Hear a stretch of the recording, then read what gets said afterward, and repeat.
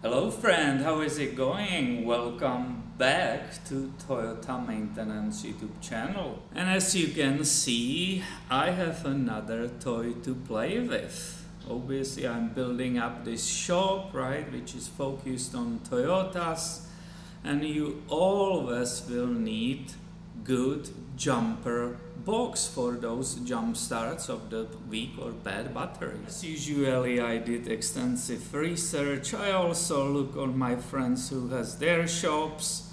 Some of them had a Schumacher's, some of them had a Solar, right, which is this one. And at the end I made a decision on this model. This is not the cheapest one. You can buy ES 2500, but this is ES 5000. I bought the more expensive for obvious reasons, right? You need to have a lot of power when you want to use it commercially. And basically in this video I would like to show you unboxing if you ever thought about buying this, right, yourself, so you can see what will come to you. I ordered this online, so it arrived yesterday and this is what is in the box. Let's put this on the side. Here is the booster, super heavy, right, nice, yet having great handle for carrying it around. I worked with those at I believe we had one of them at the Toyota dealer, so I know they really work perfectly. So here is the unit, you can see front and back. Here is some little advertisement, maybe we will check that later. Right, sign up for free recharge alerts. So this is from the maker. Here is the user's manual in the pouch, right?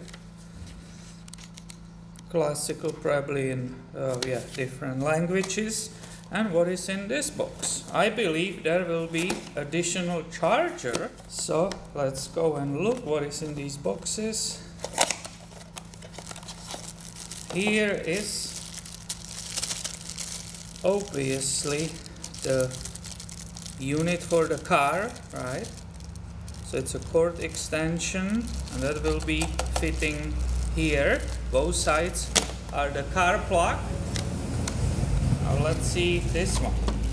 And this will be the charger, right, which will be used to charge the unit in beginning, because as you can see immediately, status it's not fully charged. Also I read the manual online right before I bought it, and they clearly say before you will ever use it, you have to charge it. This is a slow, deep cycle charger, right? So it takes up to, I believe, 36 hours if it's completely empty. But what is great about this unit and using this slow charger, this is also maintenance. So you don't need to worry about that you will overcharge it. Entire time when it's sitting here in the shop, it can be hooked to it. You don't have to disconnect it, right? And it can be perfectly fully charged when you need it. Now, working with this unit at the dealer, what I really liked is how the cables, right, these clamps, excuse me.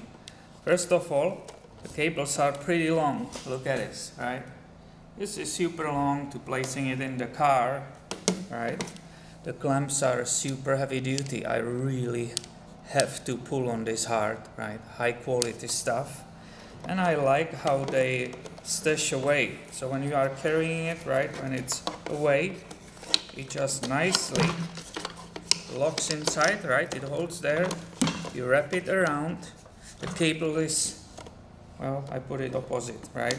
But the cable is not hanging around and getting stuck on other stuff. So I really like that. Let me correct it here. I just got it, so I forgot. So you go around, right? It has its own place nicely. And now I clamp it inside. It's excellent. This is perfect, clean, right? And I will have no problems with it. Easy to grab this handle. Always in just a second you can see how much charge you have in it, right? So let's move here and put it on the charger and see what will happen on the front, right? So when I hook it right here to this slow and safe charger, right, this is what you can see. It's being charged, the yellow, right, the light is there nicely showing I'm charging the levels, and the green one will be lit when it's completely full. As I said, I like the fact it will stay on the charger all the time. It's a maintainer, and I don't need to come here and when I see green to unhook it. It will just maintain that full charge.